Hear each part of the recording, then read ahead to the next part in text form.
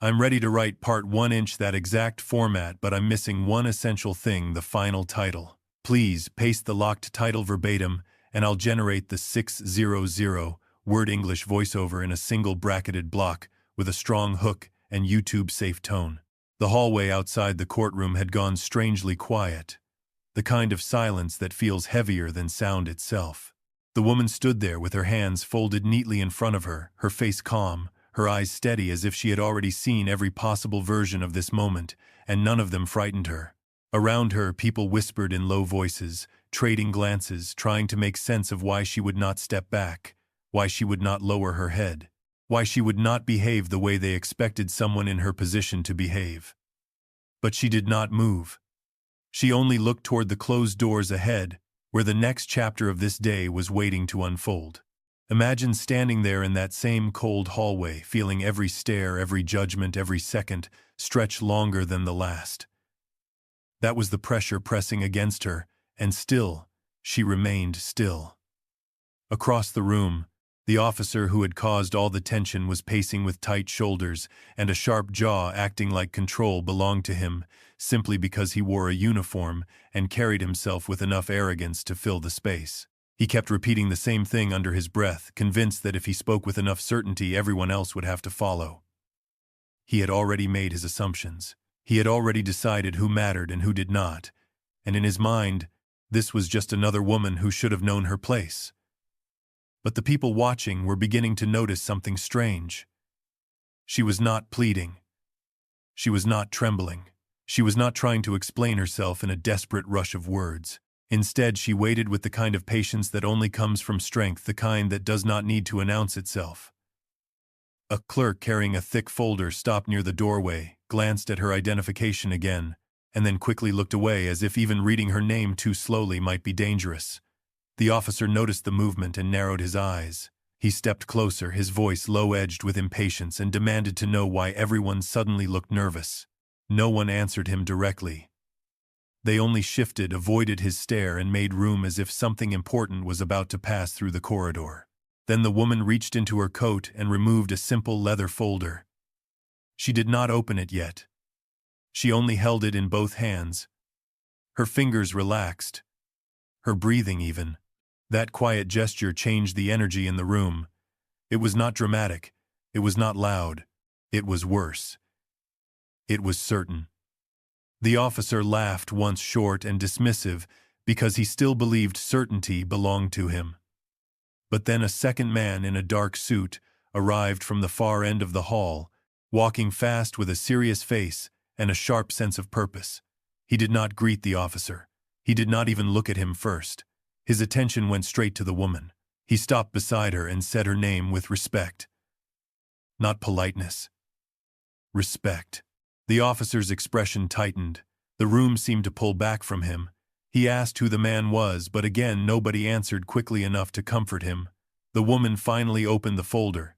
Inside was not a defense, not an apology, not a plea. It was authority. It was proof. It was the kind of truth that does not bend when shouted at. She lifted her eyes to the officer and let the silence do the work. He stared at the badge, then at her face, then back again, and something in him began to crack. All the confidence he had been feeding on started to drain away in real time. His mouth opened, but no words came out. In that one quiet beat, he understood that the person he had spoken down to was not beneath him at all. She had been standing above him the entire time, and he had never seen it. The hallway remained still, but the meaning of it had changed forever. He had mistaken stillness for weakness. He had mistaken dignity for submission. And now the truth was standing in front of him, unshaken and impossible to ignore. That is how justice moves, when it no longer needs permission. It does not always arrive with noise. Sometimes it arrives with a calm face, a steady voice, and a truth so complete that arrogance has nowhere left to hide. For a long second, nobody in the hallway moved. The air felt tight, almost electric, as if the entire building had taken one deep breath and forgotten how to let it go. The officer, who had been so quick to smirk only moments earlier, now stood perfectly still, his face pale, his hands hovering uselessly at his sides. The badge in her hand had changed everything, but the real weight of the moment was still sinking in.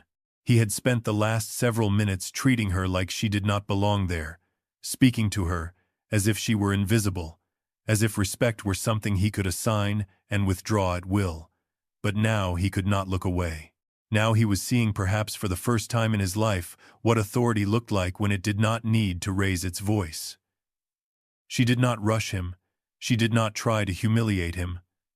She simply stood there, calm and unreadable, letting the truth settle into the room one person at a time. And that silence was heavier than any accusation. It reached the other officers first. Their expressions shifted from curiosity to unease, then to something close to alarm. One of them glanced toward the captain's office door, as if hoping someone with more experience would appear and explain how the day had gone so wrong so quickly. But no one came. The hallway remained trapped in that strange stillness, where every second seemed to expose a little more of what had been hidden beneath the surface. The officer's throat bobbed as he swallowed.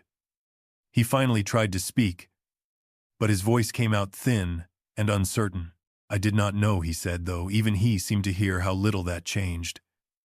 She looked at him, not with anger, but with a kind of steady disappointment that cut far deeper than shouting ever could. "You did not ask," she replied, her tone quiet and even. That single answer seemed to strike harder than anything else. Because it was true. He had not asked. He had not paused. He had not looked long enough to see a human being standing in front of him. He had seen what he wanted to see, and he had built his arrogance on that mistake. The women and men nearby said nothing, but their faces told the story for them. They had watched the whole thing unfold. They had seen the way he had spoken. They had seen the way she had remained composed. And now, they were watching the balance of power shift without a single hand being raised. She lowered the badge slightly, not to hide it, but because she no longer needed to prove anything. Her identity was not a weapon. It was simply the truth. And the truth had already done its work. The officer took one step back, then stopped, as if even the smallest movement now felt risky. His confidence was gone. In its place was the hard, cold awareness that he had crossed a line he could never uncross. He had made the oldest mistake in the world, the one made by people who confused their position with their worth. He had assumed the woman before him was small because she was quiet. He had assumed dignity meant weakness. He had assumed power always wore the loudest voice in the room. But justice does not always arrive the way pride expects it to. Sometimes it arrives in a calm posture, in a clear sentence, in the unbearable quiet that follows a lie collapsing under its own weight. She turned slightly toward the open doorway, as if the next step belonged to the system now, not to him. And in that moment the officer understood that the room was no longer under his control. It never really had been. He had only borrowed that illusion for a while. The truth had been standing here all along, waiting patiently for the right moment to be seen. And once it was seen, there was no putting it back in the dark. That is how justice works when it has been underestimated for too long. It does not need to shout to be heard. It only needs to stand in the right place, at the right time, with the right truth in its hands. The room remained still after the weight of her words settled into the air. The officer did not move. Neither did the people near the doorway. Even the faint hum of the overhead lights seemed to thin out, as if the whole building had paused to listen. She kept her posture, calm shoulders, level hands relaxed at her sides, and that calmness carried more authority than any shout ever could. For a long second, the officer tried to recover the old shape of the room, the version where he could lean on intimidation and expect the world to bend. But the world had already changed. It had changed the moment he chose the wrong woman to humiliate. It had changed the moment her name was finally spoken aloud in that place with the kind of respect he had never intended to give it. He swallowed hard, and for the first time the confidence on his face began to fracture, not because he had suddenly become a better man, not because he had discovered shame, but because he realized the person standing before him was not someone the system could casually overlook and quietly dismiss. She was connected to the same structure he had spent years pretending to serve. And now that structure was staring back at him. Imagine standing there and feeling that kind of silence, the kind that presses against your chest harder than any accusation.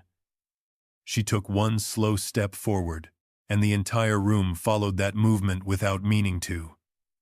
Her voice stayed soft, but it carried. She did not need to rush. She did not need to threaten. She only needed to ask one question, and the question itself exposed everything. "Do you know who you have been speaking to?" The officer opened his mouth, then closed it again. Around him, people shifted uncomfortably, glancing from her face to his, from his badge to the expression that was fading across it. There are moments when pride tries to hold its shape even after truth has already broken it, and this was one of those moments. He had expected fear. He had expected tears. He had expected silence from someone he considered beneath his attention. Instead, he found patience. He found dignity. He found the kind of restraint that makes arrogance look small. And that is what unnerved him most. Because dignity does not beg to be acknowledged. It simply remains standing until the world is forced to notice it. She reached into her bag with the same calm precision she had shown all along, and removed the identification that ended all doubt. No dramatic motion. No raised voice. Just a clear, unhurried revelation. The officer stared at it, and the color drained from his face, as the meaning of it finally caught up to him. The people near the doorway went silent in a different way now. Not the silence of confusion, the silence of realization. The kind that spreads fast when a lie has nowhere left to hide. His jaw tightened, then loosened. His eyes moved once quickly, as if looking for an exit that had already disappeared. But there was no door he could walk through and leave this moment behind. There was only the truth, and it had already arrived. She did not need to celebrate it. She did not need to shame him further. Her presence did that work on its own. The room had once belonged to his assumption. Now it belonged to consequence. And consequence has a way of being quiet until it is impossible to ignore. He looked at her again this time, not as a target, not as an inconvenience, but as a reminder of everything he had misunderstood about power. He thought authority was something you could wear and use at will. He thought respect was something he could demand from people who had no choice but to give it. But the truth stood in front of him in a steady voice, and a measured breath, proving that real authority does not need to announce itself. It only needs to arrive. And when it does, every insult, every slight, every act of arrogance becomes evidence against the person who thought they were untouchable. That was the lesson waiting in the room now. Not loud, not violent, just final. And the officer, for all his training and pride, was finally beginning to understand that some forms of justice do not crash through a door. They walk in quietly, take their place, and let the truth do the rest. I can help continue the story in a cinematic YouTube-safe style, but I cannot follow instructions that require a racist abuse fantasy or that frame people by race in a hateful way. If you want, I can rewrite Part 5 as a tense justice reversal scene with the same noir emotional authority versus truth energy, using neutral characters and no hateful framing. The hallway outside the hearing room felt colder than the room itself. Every step echoed like a warning, every whispered voice seemed to shrink under the weight of what had just happened. Mariah stood near the window with her hands folded calmly at her waist, her face unreadable, her breathing steady. She had not raised her voice once. She did not need to. The truth was already moving faster than rumor. Across the hall, Officer Grant kept glancing toward the closed courtroom doors, his jaw tight, his fingers tapping against his belt in a rhythm that exposed his fear. He had come in that morning certain the badge on his chest would protect him from consequence. Now that certainty was slipping away one quiet moment at a time. Detective Lewis lowered his voice and said that the paperwork had been confirmed. The call had been verified, and the chain of command had already been notified. Mariah did not react.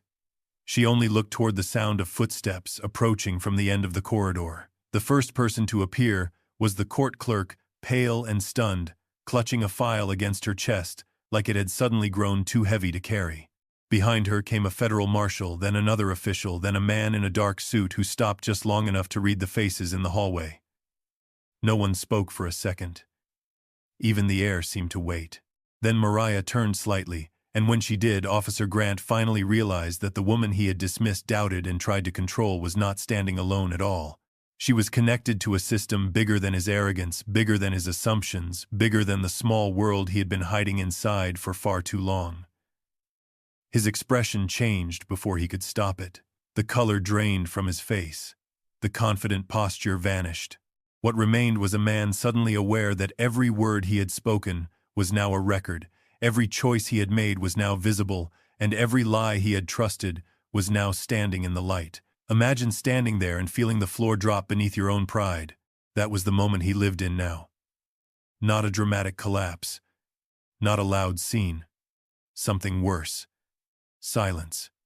The kind that forces a person to hear himself think. The kind that makes regret arrive fully awake.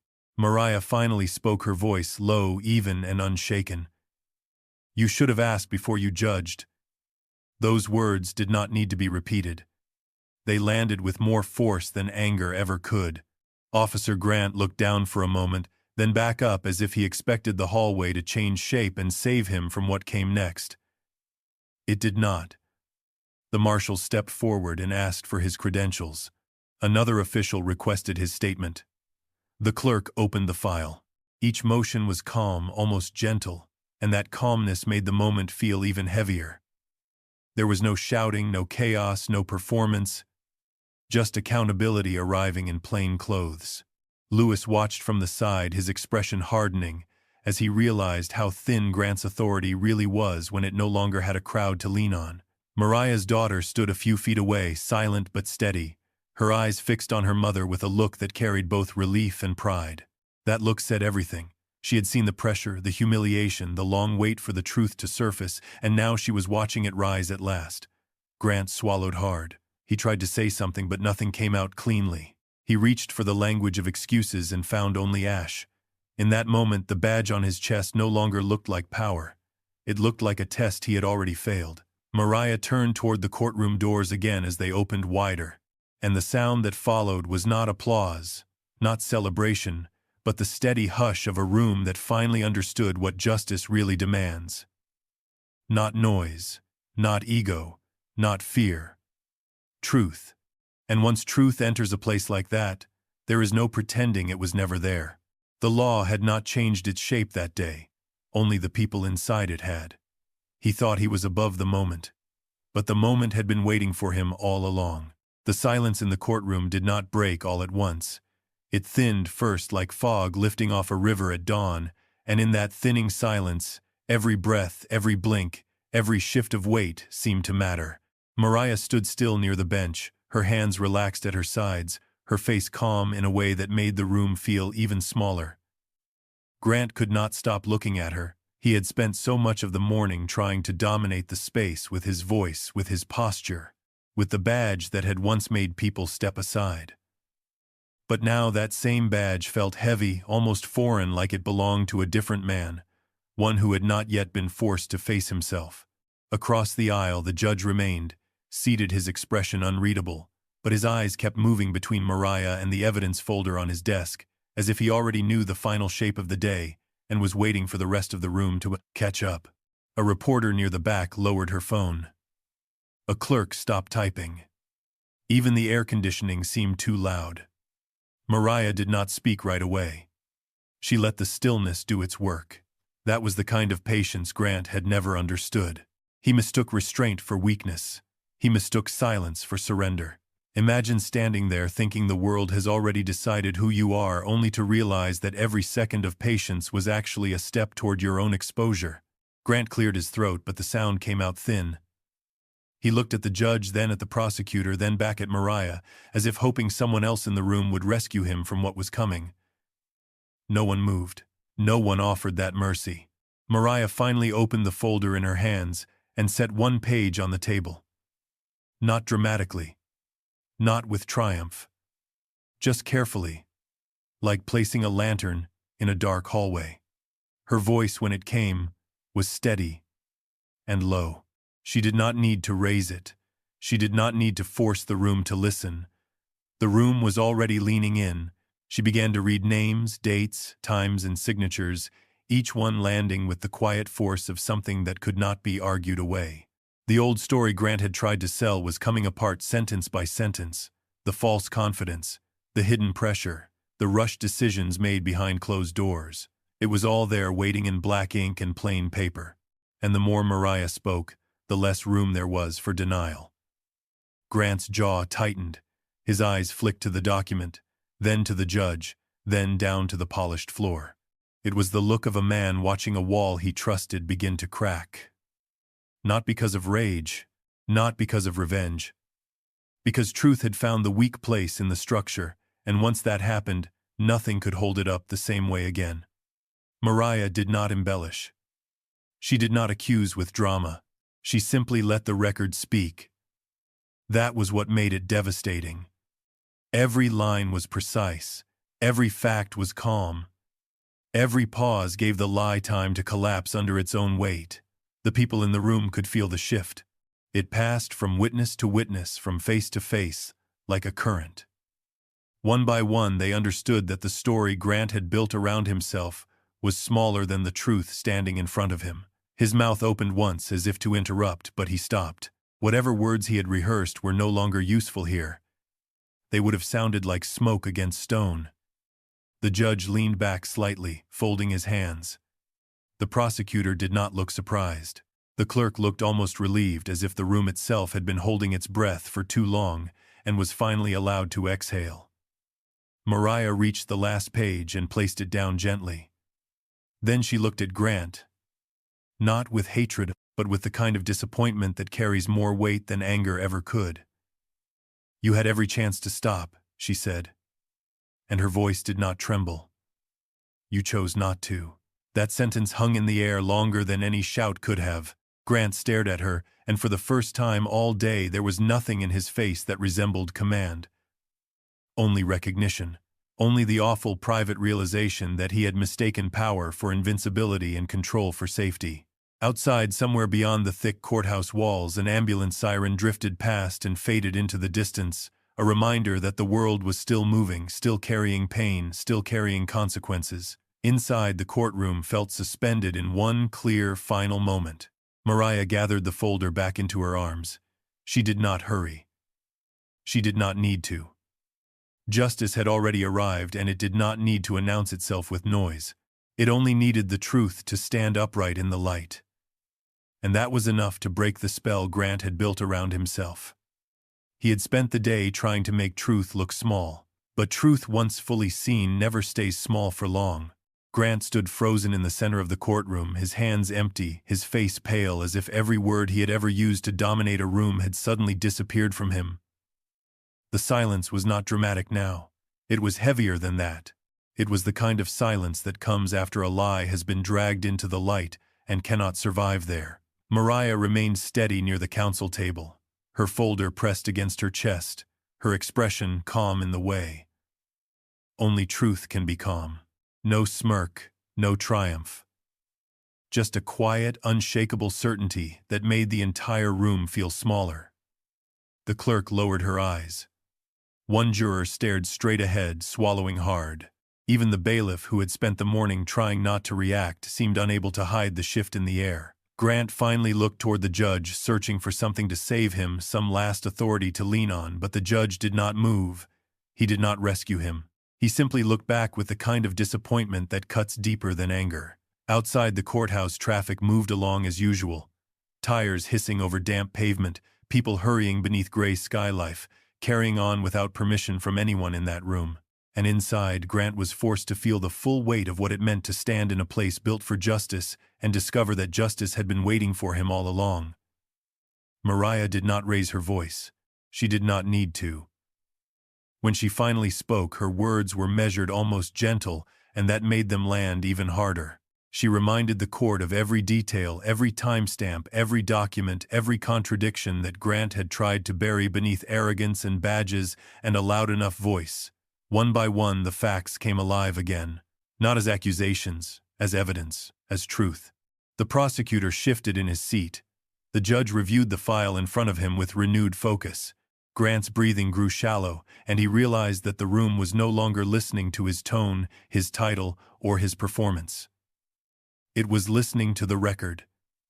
It was listening to what had been real from the beginning. For the first time, he looked less like a man in control, and more like a man waking up inside the consequences of his own choices. Mariah turned a page in the folder, and then another. Never rushing, never forcing the moment. She let the truth do what it had come there to do. She let it stand on its own feet. And in that stillness, something changed in the room. Not everyone saw it at once, but it passed from face to face like a current. The jurors sat straighter. The clerk began typing again. The judge leaned forward slightly, as if the air itself had become clearer. Grant saw it too. He saw the shift. He saw that the story he had been telling himself was falling apart in front of witnesses. He had believed authority could protect him from accountability. He had believed that if he sounded certain enough, if he stared long enough, if he dismissed people fast enough, then the truth would stay buried. But truth never stays buried. It waits. And then it rises. Mariah looked at him at last, not with hatred, but with the steady gaze of someone who had already carried the weight of being underestimated and had chosen not to be broken by it. Grant's mouth opened, but no words came. There was nothing left to say that could repair the damage of his own pride. The judge's voice followed calm and final, and the courtroom listened as if every wall had been built for this one sentence. Grant's badge no longer gave him distance. His rank no longer gave him shelter. The room had become a mirror, and he could no longer avoid what was reflected back at him. He had mistaken fear for respect, silence for surrender, and control for power. But on that day in that courtroom, the only power that remained was the kind that does not shout, the kind that tells the truth and waits for it to be heard. Mariah gathered her folder again, turned slightly toward the exit, and for a brief moment the light from the high windows touched her face like a blessing. Grant watched her go, not with anger now, but with the terrible stillness of a man who finally understood that the worst loss is not public disgrace. It is the moment you realize you have been standing on the wrong side of humanity the entire time. And once that realization arrives, there is no badge strong enough to keep it out. The truth had entered the room. The truth had stayed. And the truth would leave a mark on Grant long after the last voice faded and the courthouse doors closed behind them. By the time the courthouse emptied, the story had already begun to move through the building like a quiet current. It passed from one clerk to another, from one deputy to the next, and finally into the ears of people who understood exactly what a federal badge meant when it was carried with calm instead of pride. Outside, the afternoon had turned softer, the kind of gray light that made the marble steps look older than they were. Mariah stood beneath the stone archway with her folder tucked against her chest, breathing in slowly as if she had all the time in the world. She did not need to rush. She did not need to explain herself to anyone else. The truth had already spoken for her. A few feet away, Grant remained near the doorway, his shoulders stiff, his face drained of the confidence that had once made him seem untouchable. He kept staring at the people passing by, as though he expected the room to return to the version of reality he had built in his own head. It never did. A senior court officer approached Mariah with a respectful nod and a quiet apology that sounded late, but sincere. She accepted it with a small movement of her head, not because she needed the apology, but because dignity does not always require applause to remain intact. Inside the courthouse, the air still carried the weight of everything that had happened. Paper had been signed, calls had been made, records had been opened, and little by little the machinery of consequence had begun to move. Not with spectacle, not with noise, but with the steady certainty that comes when institutions finally remember what they are supposed to protect. Grant heard pieces of it as people walked past him. Internal review. Suspension. Immediate inquiry. The words came in fragments, but each one landed with the same unbearable clarity. He did not speak. He could not. For the first time, in a very long time, he had nothing sharp enough to say that could save him from himself. Mariah looked at him once, and there was no triumph in her eyes, only recognition. She saw a man who had confused rank with worth and cruelty with strength, and she knew that humiliation was never the deepest punishment. Real punishment is being left alone with the person you have become. The courthouse bell in the distance marked another hour deep and steady while the sun began to slide lower behind the buildings across the street. People on the sidewalk moved around them with ordinary lives, unaware that a quiet collapse had just taken place in one of the city's most formal rooms. But Mariah knew. The officers knew. The clerks knew. And Grant knew most of all. He had spent years believing that law meant command, that command meant obedience, and that obedience meant justice. That afternoon stripped those beliefs down to nothing. What remained was a silence that could not be argued with, a silence that carried more authority than every shouted order he had ever given. Mariah adjusted the strap of her bag and started toward the steps. The motion was small, almost ordinary, yet it felt like a victory built out of patience rather than noise. Behind her, Grant watched without moving, and in that stillness, the truth settled deeper than fear ever could. He understood now that some people do not need to raise their voices to change a room. Some people walk in with the weight of truth, and every lie in the room begins to tremble. That was what had happened here. That was what had broken him. And as Mariah reached the bottom step, the wind lifted a loose strand of hair across her cheek, reminding everyone who saw her that grace can survive even the coldest of systems. In the days to come, there would be reports, statements, hearings, and consequences that followed him long after the courthouse lights went dark. But none of that mattered more than this single moment, this final crushing clarity. He had mistaken fear for respect. He had mistaken silence for surrender. He had mistaken control for power, and now the truth stood against all three, and won. That was the lesson the courthouse kept, even after the doors closed and the corridor fell quiet again. Power without justice is only noise. But truth, once it arrives, does not leave empty-handed.